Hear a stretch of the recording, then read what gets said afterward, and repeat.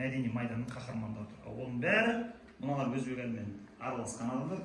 Өзбек әлі бұлар Қаншты да көрген көзі, Мұхтар Әуезовтің үйінде қонақта болған, әйелі өзбек әлі болған шай құйып отырған Шымкентке келген кезде 59 жылы. Бұл әңгімелердің бәрін естіп алатындағына онда Ғанидан бастаймыз дейтін себебі сол. Себебі Ғанидың репутациясы өте әдемі шыққан әнші. Ол атылмаған, Алашорданың құрамында жоқ, комсомол, Средняя Азияның лидері, сондықтан қоямыз. Алар қарсы аргумент бере алмай отыр. Алашорданың құрамында болса өлсе жібермейді ғой. Кеттік, жібер. Мынау міне өздерің әбден таныс болып қалған. Соңғы 30 жылда аты ұмытылып кетіп, 35 жылда қайтадан жарқ етіп, екінші өмірі дыханиясы ашылған. Бұл менің әпшем Гүлжан Талпақова. Бұл төбелес не үшін басталды? Кітаптың ішінде кетіп бара жатсаң, оқисың 68 жылы Болгарияда жарыс қылайын деп отыр. Олимпиада сияқты ғой, бүкіл дүние жастардың фестивалі. Оған 100-ден жүйрік, 1000-нан тұлпар әлемнің ең мықты деген өнерпаздар келеді, тағы сахнаға шығып өнер көрсететін жерде.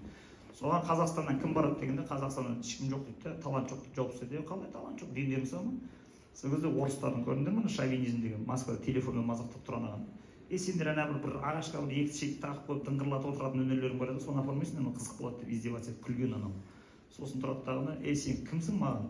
Москваға, Софияға кімді алып баратынымды айтып отыратын, өзім білем. Керек па саған биші апарам дейтін себебі сол. Не үшін?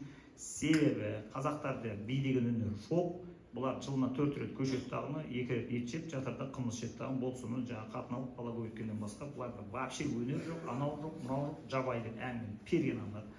Қазір сендер көрсетіп билегеннің қандай болатын дейді тағына, конкурс ұйымдастырады тағына, Алматыда пәленбай талант суыр болады. Соның ішінде өмірінде бірде-бір жарысқа қатысып көрмеген, Атыраудан Алматыға келіп би үйренгеніне 3 жыл болған Гүлжан Талпақова деген талант кетеді. Қызық шынымен де мынаның жас кезінде билерін көрсеңдер, мынаның сүйегі буыны жоқ адам сияқты, пластилин сияқты бүйтіп домалана беретін адам. 1000 жылда бір туатын биші шынымен де. Енді қызықты қараңдар, үстіндегі киіміне қарап ойлап қалмаңдар сендер, киімі керемет екен деп. Дәл мынау 68 жыл баратын кезінде бұны бірінші Москваға алып барады. Москваға алып барған кезінде 6 мемлекеттен барады. Орта Азиядан шығыс билерін билеп беретін. Әзербайжан, өзбек, түркмен, тәжік, қазақ, қырғыз. Барған кезде биге ең жүйрік өзбектер. Бірақ ана Большой театрда не өтеді, конкурс. Сол кезде Туманов бір өзі қара тұраттарын бәрі билеп болғаннан кейін Қазақстаннан келген Талпақова қалсын, қалғандар болды, үйлеріңе қоятындар, до свидания деп айтқан. Аларға көтере алмайды, ауыр тиеді. Мынау ауыз ашылып қалады. Ойбай, қалай? 20 жасар кішкентай қыз. Давай. Мынау Қостанайда жүрген жеріне вертолетпен алдырады да, ертеңінде кездесу болады. Кездесуге шығып қараса, үстіне албажылы әрбірін киіп алған, арнайы киім тіктірмейді ана жерде. Себебі 68 жыл естеріңізде болсын, қазақша киім тіктіру деген ол уже ескіліктің қалды ғой. Тек қана киноға түсетін, театрда ойнайтын әртістерге анда-санда сондай бір по великим праздникам телевизорға бір бәлеге бір жасайтын кезінде ғана киім тігеді. Бұлай адамдар қазақша киім киюге намыстанып қорланып отыратын болған жерден. Содан мынаның үстінде киім жоқ, Софияға барайын деп отыр. Қалайша бұлайша. Сол жерде ғана жаңағы мәдениетке қатысты чиновник орнынан тұрғызып қойды. Пәленше мынаның үстінде неғып киім жоқ. 3 күн ровно уақыт беріп, 3 күннен кейін кездесу бар. Егер 3 күннен кейін мынаның үстінде қымбат матадан тігілген ұлттық киім болмайтын болса, әр номеріне бөлек-бөлек тігесің дейді. Онда мойныңды жұланмен сен. Сонда комсомолдың бір секретары айтып отыр 34-те ма сөйледі сондай кезде. Мақұл дейді, андардың бәрі шошып кетеді, байғұстар. Ол кезде, сыртын кезінде естеріңізде болсын, магазин 2 түрлі болады. Біреуі мына қара халыққа арналған. Ол жерде килкимен, консервдегі балықтарменен повидло, сосын қара наннан басқа 16 тиынның басқа тасбақада жоқ. Ал обкомның секретарларымен, жаңағы ЦК-дағы секретарлардың қатындарымен, жаңағы любовницалары бар киінетін, тамақ алатын магазин бөлек болады. Олар черный волгамен, қара волгамен барады да, ана артқы есіктен кіреді тағына, черный икранын мынандай банк алып кететін болған. Сөйтеді тағына мынаны киіндір дегеннен кейін барып ЦК-ның жаңағы секретарларының қатындары киінетін базаға апарады да волгамен кіргізіп жібереді. Қараса, әлемде жоқ маталардың бәрі тау ананың ішінде шіріп жатыр. Давай таңдар дейді ғой мынаған. Сөйтеді тағына бәленбай рулон маталардың бәрі сыпырып алады. Волга тиіпті 3 күн ұйықтатпай азынан кешкен размерін алады тағына. Мынандай шоколад қып тиеді. Мына сол кезде тіккен киімін көрдіңдер ме? Мына қымбат. Одан бөлек, мына ертең Софияға баратын кезде ана қазақтың қызы аналардың қасында бір жетім бала ұқсап тұрмайтын болсын. Мына басынан аяғының ұшына дейін киетін киімдерінің бәрі французский импортный болу керек. Лақтың бәрі импортный болу керек. Духи оригинал французский бересіңдер. Үстіндегі халатын лақтырыңдар дейді. Ең сонда чемодан алып тұрып лақтырып жіберді. Мусорға лақтырады тағына.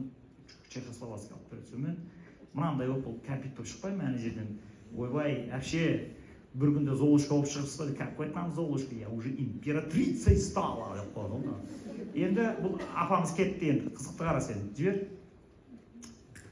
Келесі фотосын жіберсейші, көке. Мына киімдері жаңа тіктірген көрінді ма? Біреуіне ұқсамай, уже киіндірген кезде естеріңде болсын, құлағына тағатын күміс алтын алқалары бар ма? Соның бәрін зергерлерді шақыртып, арнайы күмістен алтыннан соқтырады ана жерде. Ол дүниенің ақшасы анау деген. Сондықтан мынау енді гүрілдеп бара ма, ол барғаныңға дейін 3 ай азаннан кешке дейін дайындалып, ертең 6-9-да билейсің деп тұрса, түнгі сағат 12-де дүң есігін біреу алып, ашпа, қарасы шатуна отыр ана жерде. Ұйымдастырушы ма, бір Кремльден келген шовинист болды. Артында ала шапан киіп алған жаңағы өзбектер тұр, саптар. Неғып тұрсыңдар, не керек сендерге? Сен ба, Талпақова Қазақстаннан не? Ертең сен билемейтін болдың ба? Неге билемеймін? Қалай билемеймін? 3 ай болды мен билеп жатқаныма. Оказывается, инструмент дойра узбекский екен. Қазақтар ол ритмге билей алмайды. Сондықтан сен давай отдыхай, мен өзбектер билейді. Түсіндің ғой, давай тарсыз жауапты кетеді. Міне интрига деген осылай басталады. Мынау тұрады да жерге сылқ етіп отырады да, еңкілдеп, бетінің краскасы көл болып ағып отқанда, қасында Молдовадан келген подружкасы одеяло бір түйіп орнатып тарс етіп светті жақпайды. Нағыз осынды. Солай кім айтып пәленше айтты? Олар оттай береді. Ол сөйтсе, бұған дейін бірнеше халықаралық жарысқа барған, ана подковерный төбелесін неше түрін көрген, қалай шайқасу керек екенін үйреніп алған, анау қақпас қатын екен, қыз екен. Сөйтіп ол қақпас не істейді? Тұрып кеттік, атаманың кім деп айтты дейді. Өзбек әлі және жүр соған барамыз. Аяғына сахнада билейтін қызыл ою қиық болған мәсіне киіп алады, үстінде мынандай пижама төсекке жатады. Сонымен далаға айдайды, отырмысақ 12-шардың кезінде. Барса, кішкене ана жаңағы комсомолдың секретарлары жататын блатной зданиенің есігін теуіп кіреді. Барып түнгі сағат 1-де дүңк еткізіп Молдованға ұрылады. Барса, және өтседі, нағыз түнде циган ұқсады. Бірақ ана шыны циган енді, Молдован ғой. Сөйтсе, мына Гүлжанды билетпей жатыр. Кім билетпей жатыр? Шатунова деп айтты бізге. Қазір тұра тұр дейді, Былықсының первый секретарь тежелдің бөлмесіне телефонмен тұраттар ма? Ана жерде Шатунованы қорқытқан кезде бар ма? Ана байғұс қорыққаннан бұтына жіберіп қойды дейді. 4-ші жылы демократия деп жүргенде, сен 68-ші жылы железный занавес Советский Союзын битіп тұрған кезінде пресс-конференция беру деген жалғыз өзің не деген батырлық анау қарасайшы сен. Содан Шатунов қорқып кетеді, ойбай билей берсін Гүлжаның дейді. Сонымен бір түнде 10 минуттың ішінде Шатуновың шатын екіге айырып жібереді тағына. Шығады ғой. Сөйтіп Молдованға айтады, бар да ұйықтаңдар енді, подружкаң билейді, Гүлжан снотворный ішіп алдағына, азанда мен саған машина жіберем дейді. Сөйтіп өмірінде Советский Союзда Жигули түгіл Москвич көрмеген Гүлжанға ертеңнен Мерседес келеді ғой, ең соңғы. Сөйтіп салып атты, давай биле дейді. Бұл билегеннен билеп, көрінді ма, бүкіл Союзды аралап, бұл қиратқаннан қират отырып, 81-ші жылы Америкадан бірақ шығады. Қарасай сен Американы. Қара, жібер Американы. Мына, Нью-Йорк.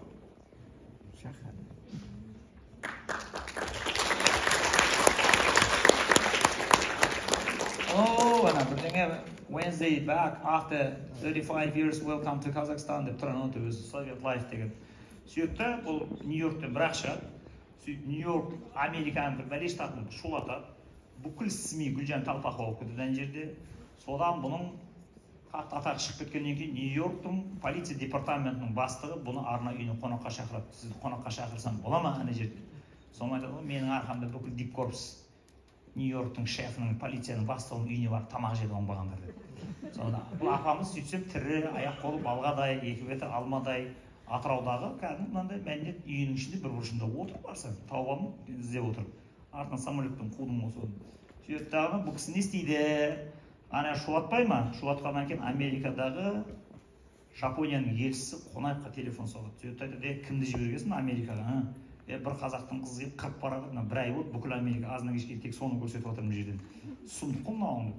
Шынымен де таң қалдырған мынау. Содан бұл қайтып келген кезде келіп қонған күннің ертеңінде бұны Қонаев қабылдайды тағына кабинетіне кіргізіп, бүгіннен бастап міне халық сыр әртісі саған 31 жасында, ол кезде оны 50, 55, 60-қа келіп зорға алатын болған адамдар. Мынау 31 жасында өте тез алған. Сөйтіп тағына мә саған Алматының қақ ортасынан паркетінің 4 бөлмелі 135 квадрат тегін үй береді, 1000 рубль береді.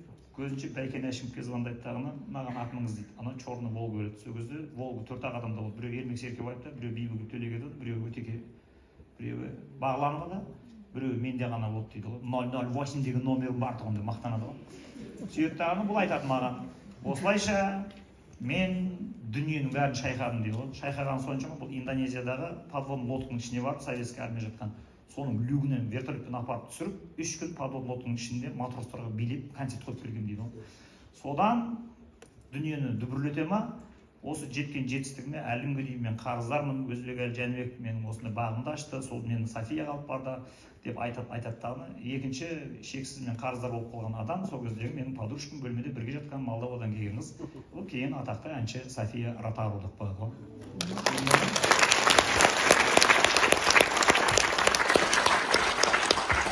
Жіберіп келесі фотоны. Апаларымыз аман есен сау саламат жеті алып шатпайсың. Сендер мынаны кәрті айтты деп ойлап қалмаңдар. Мынаны биыл осы декабрь айының соңында, январь айының басында Маңғыстау облысының облыстық әкімі Ноғаев деген кісі арнайы Атыраудан Ақтауға көшіріп алып келіп үй жайын жасатты. Қазір әлі күнге дейін бұл Ақтау қаласында көзі көрмейтін зағиптар мен дене мүшесінде кемдігі бар адамдарға әлі күнге дейін бейір өтеді. Жылына 6-7 рет Москваға мастер-класс өтеді.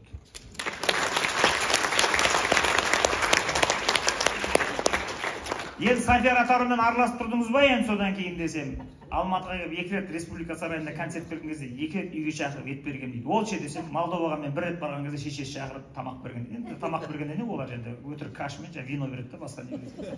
А олар бізге келіп сорпа ішіп кеткен. Көргенсің. Жібер. Так, а мынау Ильяс Омаров, бұл Қостанайдың. Күнді өршінде жел аңсаған майса менен садаға. Қорамсал! Аттан! Аттан!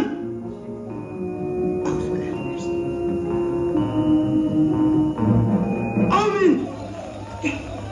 Қош! Қош бол, қош бол! Қош бол, сене! Көрмейсі қамбарау, шөлесі қамбарау, қарағыма көз салау, ғашықтардың тірегім, жайлы мәжіліс карварау, беймәдима тұрмау, маматықты шашпайсыз, баламды сізге таптырдым. Көрдіңдер ма қалай түсіріп тастағанын? Міне, пожалуйста, қазір новый поколение соңы 25 жылы сендер пайда болдыңдар. Сендер көздерін тырнап, ашып 20-25-ке келгенге дейін сендер өмір сүрген соңғы 25 жылда сендерге діни пропаганданы жасап, әруақ деп айтуға болмайды. Әруақ деп айтсаңдар ширк болады деп, діни уағыз бәрін уже тындырған. Одан бөлек барлық мифологиялық образдар болмаса киелі пірлер деп айтады. Бұнымен айналысатын юнгианская психология деген өзі бір направление бар. Соның Джеймс Холлис деген атақты ғалымдар бар. Солар тұратағына адамның психикасын ауырып айнығып кететін себебі адамның бейсанасында өмір сүретін сонда киелі пірлердің бәрін сыпырып алып ананың орнына жалған құндылықтар сақ қоятын болсаң, ана ұлт тұрады басы бірікпей іртік болады да шашылып жоқ болып кететін себебі сол. Сондықтан мына осы пропагандаға түсіп қалған қазақтың жастарының басының бірікпейтін себебі сол ешқашанда. Себебі бәрінің басын біріктіріп тұратын ортақ бір киелі құндылықтар дейсіңдер дағы сендер. Илон Маск мен үшін құндылық, Стив Джобс мен үшін құндылық дейсіңдер ғой, дұрыс, ол да құндылық дейді дағыны, бірақ бұл объективті әлемнің ішіндегі заттар. Ал настоящий құндылық ол трансцендентті болады дейді дағыны, алдына трансцендентті құндылықтарды бөлек қойып қояды. Трансцендент деген бұл әлемнің ішінде жоқ, ғайыпта өмір сүретін деген сөз. Ана шешесінің аузына сол сөздерді салып жатыр, көрдің ба? Ана шөл иесі қамбарау, көл иесі қамбарау, ғашықтардың піредің бейбабатима анамау, баба түкті шашты әзиз, баламды саған тапсырдым деп жатқан бәрі соның бәрі.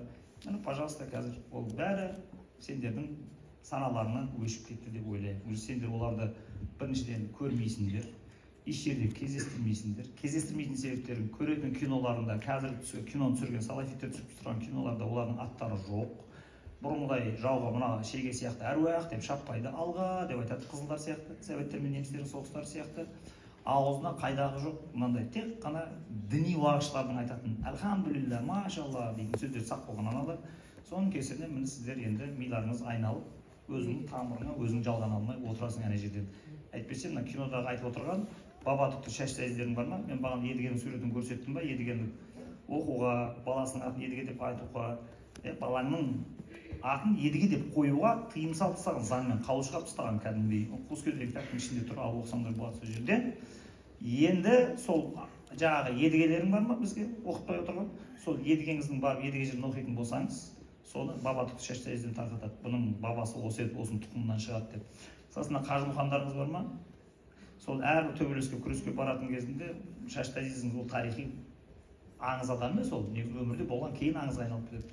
Созақ ауданына барсаңыздар, Құмкент деген ауылдан оңға қарап Жамбыл облысына қарай бұрылсаңыздар, сол жерде 10 километр жерде айдалада тұр, басты мрамордан тұрғыз болған.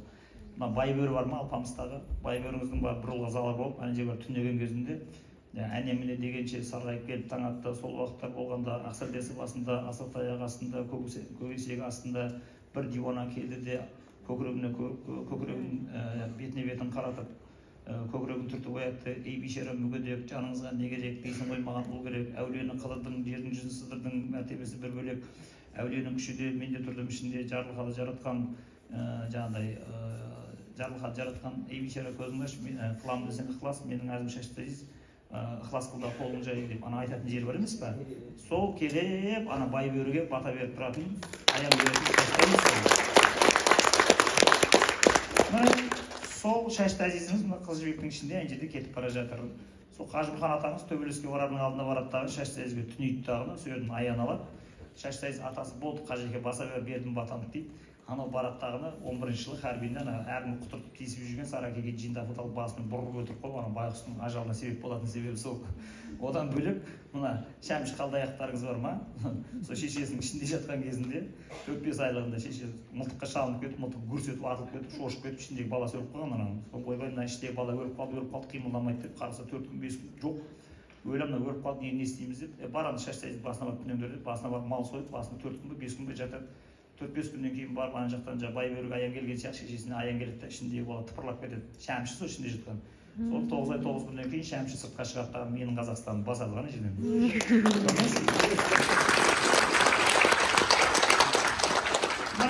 Көрдіңдер ме? Бұның алдында сендерге Қазақстанның даласы бір сүреңсіз, қызық емес сияқты, бүкіл оқиға, адамзаттың цивилизациясы тек қана Америкада, Силиконовый долинада өтіп жатқан сияқты, Гуглдың айналасында ғана бар сияқты, сол жерге кірсең ғана бірдеңе болатын сияқты болып тұрады. Тарихыңды көрсетіп, мәдени құндылықтардың қақпағын аша бастайды, көздерің жанып бүйт. Қазір жерден кейін бәрі орыстар салам деп шығасың, көресің. Сосын мен соқтай ұлтараздық төбелесті қоздырды деп. Ал енді, тоқтай тұр, енді оның Ильясың осыны бітіріп өліп қалды ма? Бұл 67 жылы мәдениет министрі болып тағайындалған кезінде қызметіне құтты болсын айтып кірмей ме адамдар? Сол Қанабек Байсейітов кірсе, Ильяс Омаров отыр, ол кезде әлі де сонда кабинетте сенің ту сыртында желкеңде генеральный секретарь Брежневтің суреті тұру керек өзде. Алса, барса шындығын істеп жүрген қарсайшы, не деген риск дейін да.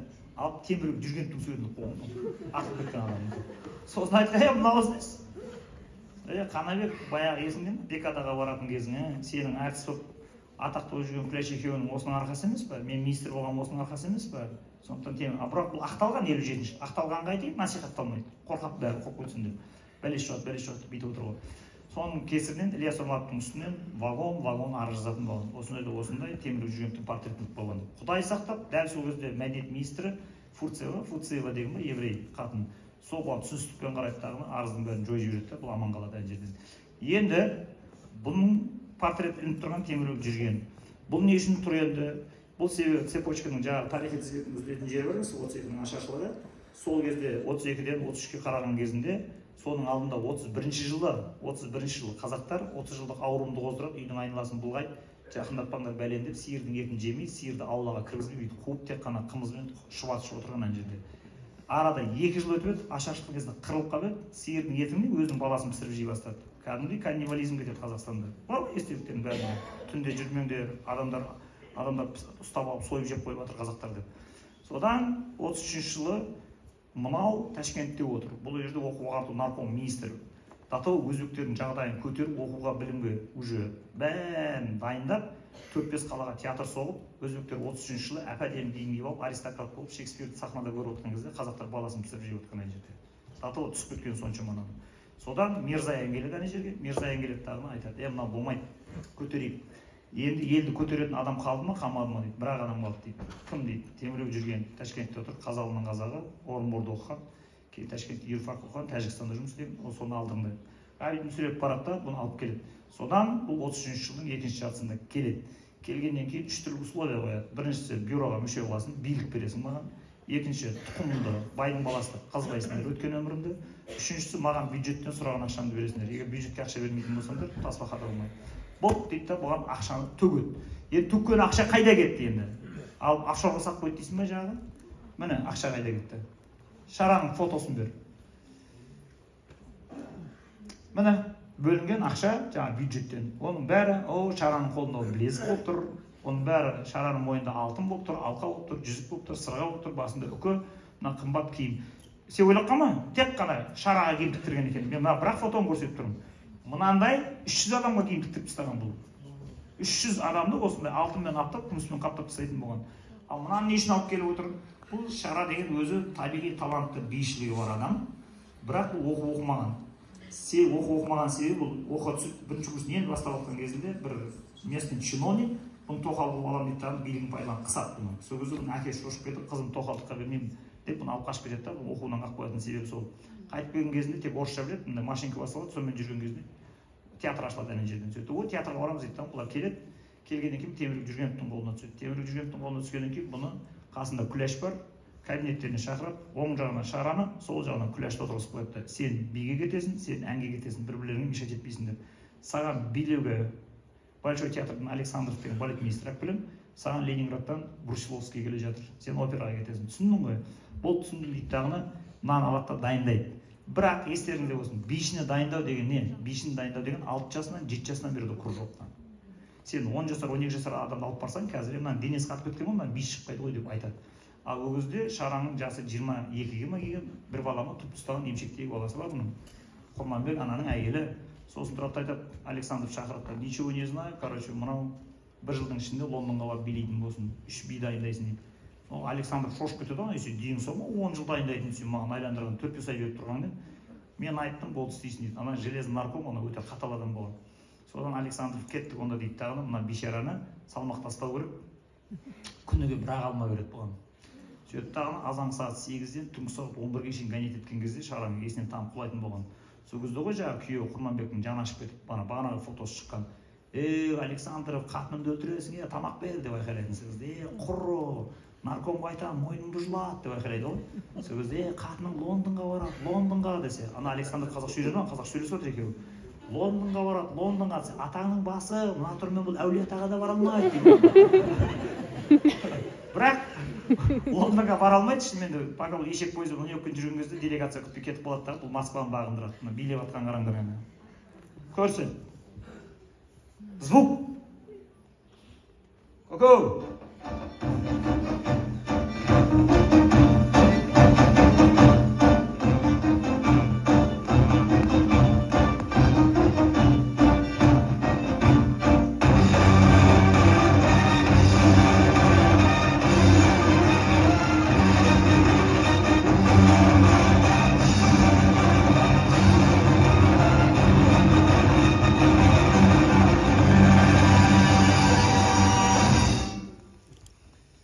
Әне, осылай билеу керек.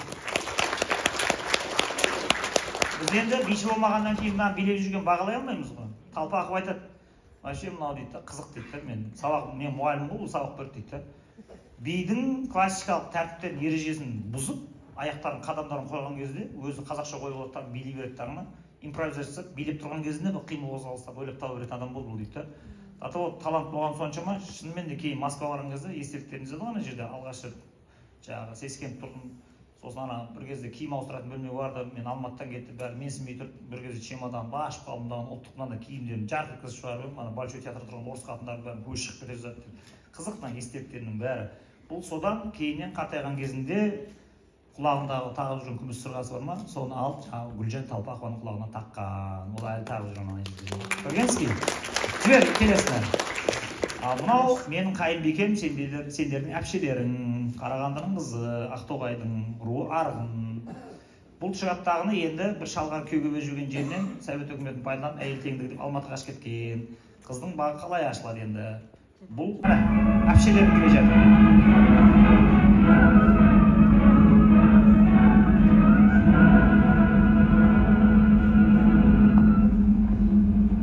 Оригинал 36 жыл май. Москва. Тоқта, тұра бер. Жаңағы бюджетке маған ақша бересің деді ғой бұл, Ақшаның бәрі қайғы кеттеріңдер ғой. Офшорға кетпейді ақша. Ақшаның бәрі мәдениетке жұмсалады.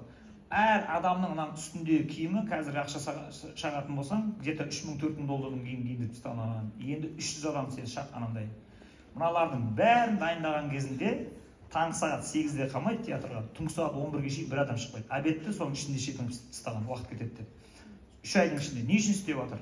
Аналарды мәдениетпен қорқыту үшін. Оны былай біле берсеңдер болады. Қыздар, балдар, сендер өздеріңді біреудің сыйлағанын жақсы көресіңдер, солай ғой? Біреу сені издеваться етсе, жүрегіңді өшпенділік кек қатады. Біреуді сыйлату үшін сен өзіңнің бойыңа бір мәдени құндылықты артасың. Неғұрлым сенің мәдениетің бойыңда бір қандай да бір өнер болатын болса, сені сескеніп тұрады.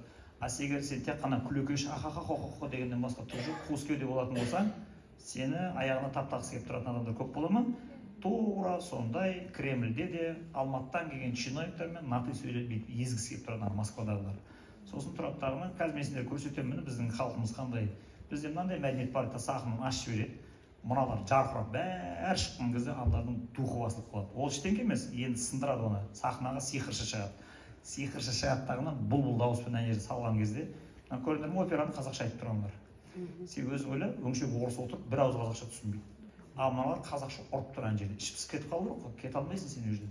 Спектакль 4 сағат болатын болған. 7-те келдің ба, 11-де шығасың. Нағыл енді ол ішіп кетіп қалмайды. Себебі ол жерде сиқыршы бар. Қазір сиқыршыны тыңдасам да сені жындығып жүрген бәрін, байқұстардан. Жібер, әне, сиқыршы.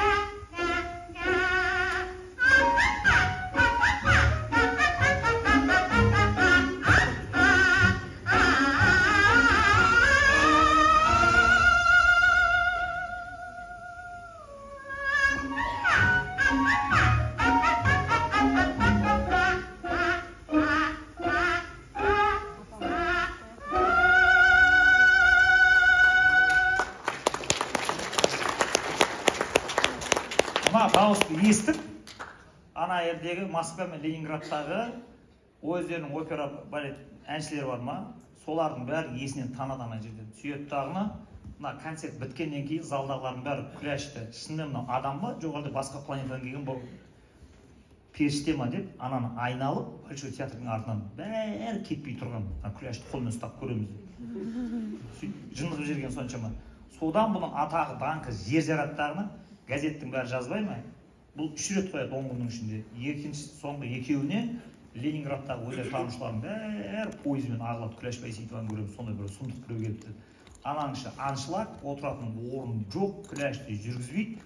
Сөйтіп 1935 жылы СССР халық әртісі деген атақ бірінші рет шыққан. 36 жылы бірінші рет таратылған. Сол кезде 3 адам алды. Біреу Станиславский деген театрдың ұдайы, біреу Бәленбаев деген бір еврей, үшіншісі 24 жасар менің қайынбикем алады.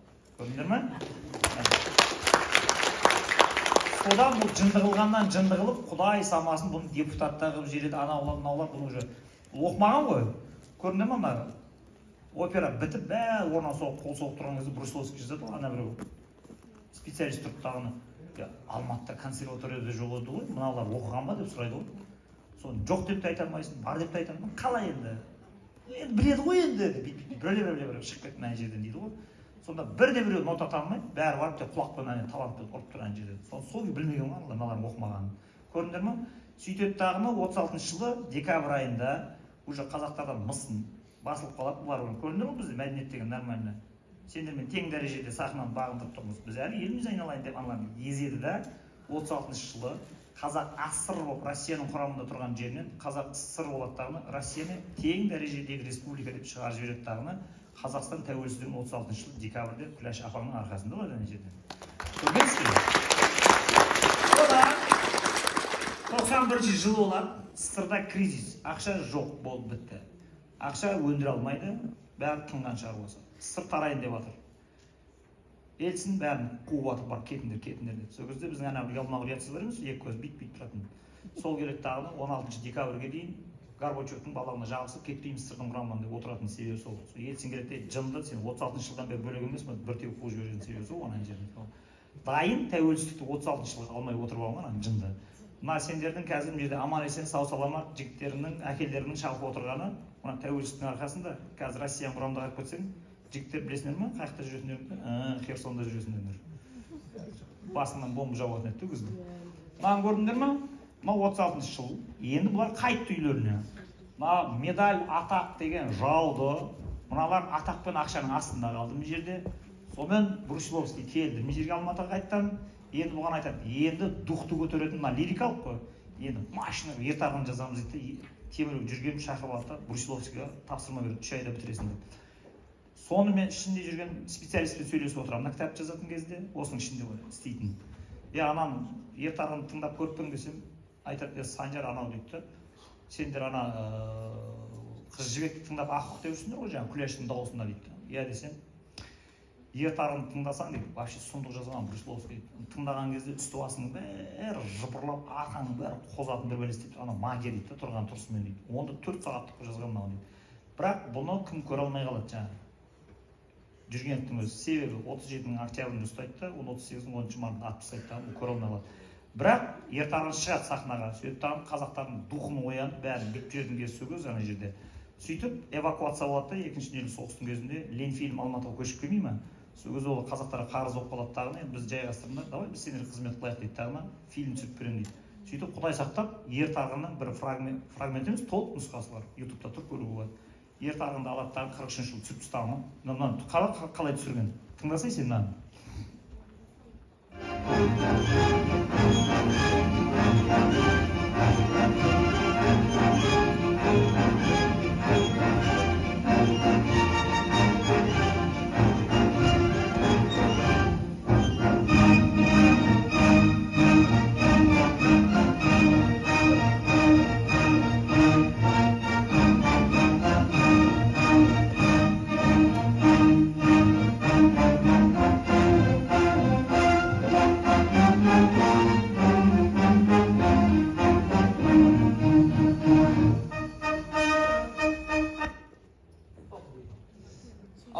Фонда тұрған қыздарды көрдіңдер ма?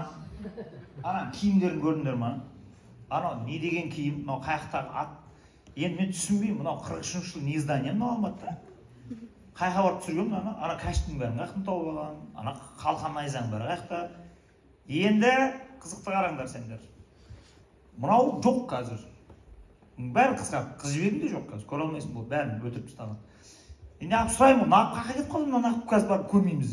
Көре алмайсың оны дейді. Көре алмайтын себебім, міне бағанағы мен интервью алды бір журналист. Ананы айтыңызшы, мынаны айтыңызшы айтты ғой, 2 минутта сыйғызып айта алмаймыз, 2 сағат сөйлеу керек оны түсіндіру үшін. Негізгі себебі қазақтардың қазір өзінің тіліне қызықпайтын себебі, мәдениетіне қызықпайтын себебі 60-шы жылдардан бастап қазақ мектептерін жаппай жабу, жаппай орыс мектебін ашу деген процесс басталды. Сөйтіп Алматыға келген бейшара талантты әртістер туған балдары орыс мектебіне барады. Сөйтіп ол орыс мектебінде оқығаннан кейін болдылар Күләшті тыңдай алмайды, ертағынды тыңдай алмайды, ана оюдан әсер алмайды, киіз үйден әсер алмайды.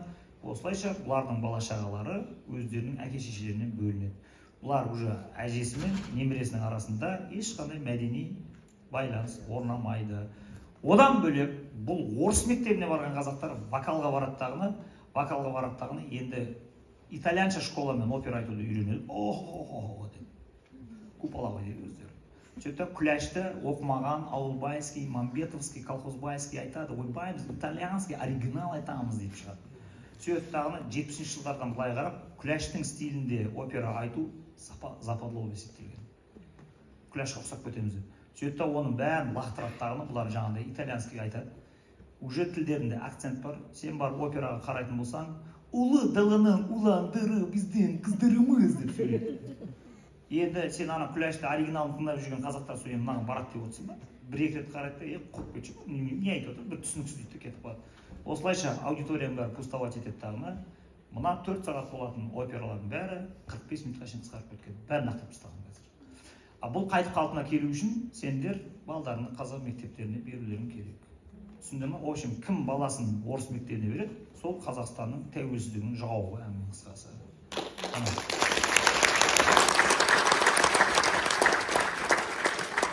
Сендер не үшін қазір Күләшті тыңдай алмайсыңдар? Себебі кішкентай кездеріңнен бастап сендерге дік-кіс тек ритмға құрған бүйтіп сен ойнатып отыратын жындығы жүретін музыканы тыңдатып миыңның бәрі мусорға толып қалады да, андай табиғи дауыс естісең қабылдай алмай тұрасың. Бірақ біраз уақыт жаттығып өзіңді діккіс дейсің, үйреніп қалсаң, ананы тыңдамасаң тұра алмай қаласың. Мен эксперимент жасадым. 7 жасар баламды алдым да, телефон сұрайды ғой. Берем дедім ойнауға тақырбасқа. Бірақ мен бірге отырып күләшті тыңдасаң дедім. Жақсы дедім, күләштің гәккуін қойып қоямын. А ол гәккудің өзінің келуінің өзі қызық, былай қарап отырсаң. Ол Үкілі Ыбырайдың әні ғой. Үкілі Ыбырайды 30 жыл атып өлтірмеймін осы жерде, Көкшетаудың жігіті. Сөйтіп тұрған кезде ол Иса Байзақов алып қалды да, Иса Байзақтың ана стилінде бұл қайтып айналып келеді дағы, күләш арқылы сахнаға бәрі қайтып шығып келеді. Ыбырайдың өлтірдік деп ойлайды, ал қарапсаң 36 жыл Москвада Ыбырайдың әні шырқалып тұрған жерде. Көрдің? Сөйтіп тағына, енді тақырбасқа мен айтамын, тыңдайсың деймін. Тыңдайды, бүйтіп жақтырмай тыңдайды. Тағы да телефон берем. Күләшті бір рет тыңдап тастайық екеуміз, сосын давай. Тағы да тыңдайды. 7 рет тыңдатқаннан кейін ол үйреніп қалды, крючокқа түсті. Өзінен өзі беріңші, күләшті тыңдап отырады, ауруға ұшырады. Қара, уже оған мен оригинал табиғи дауыс өткіздім миына. Бір кезде жаңа жылда Шымкенттен Түркістанға дейін бара жатсақ, Шымкенттің халқы бұндай музыка тыңдай алмайды, біздің ауылдың балдары. Түркістанға жақындаған кезде интернет ұстап еді, ютубтан анау жаңа тойский өлеңдерін қоя бастады, жаңағыдай діккіс сағынғанда ақмаржан неріп кететін. Сөйтсе, ана тақырбас артта отырған 7 жасар бала ортада мойын шығарып, көке күләш Байсейітованы қоясың ба? Сөйтсе, анау таксистпен сен күләшті тыңдайсың ба? Сен күләшті білесің ба? Деді. Сөйтсе, бұлбұл деп жазсаңыз шығады дейді.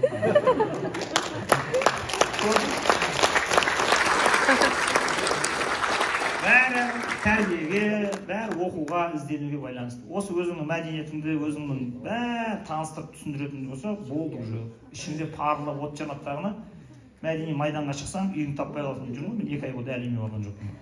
Тақырбас өсіп кеткен шығар уже. Мынау қызықты қараңдар міне. Так, мынау 70 жылға қайтамыз. Арқалық ол кезде бұның болған оқиғаның бәрін өздерің оқып аласыңдар. Мынау негізі айдала тақырдала болған. Осы жерді көтеруге өзбек әліне культурный ссылкаға жібереді. Бұл жерге бараттағына негізі бұл барса келмеске кеткен. Яғни сол жерге барасың, қайтып келмейсің. Мына жақта Алматыдағы секретарларға мешет етпесін деген ғой. Сөйтсе бұл бараттағына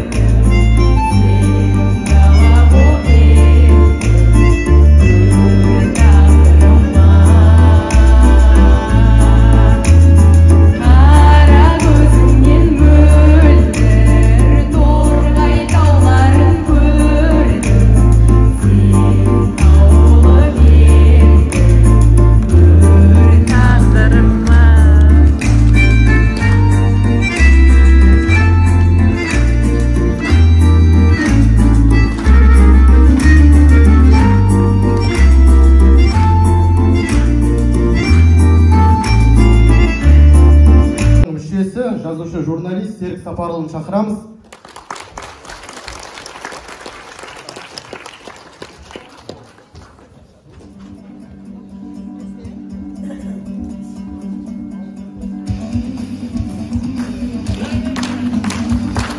Ал, құрметті ағайын, құрметті күш толықтар, жерлестер, үлкен бір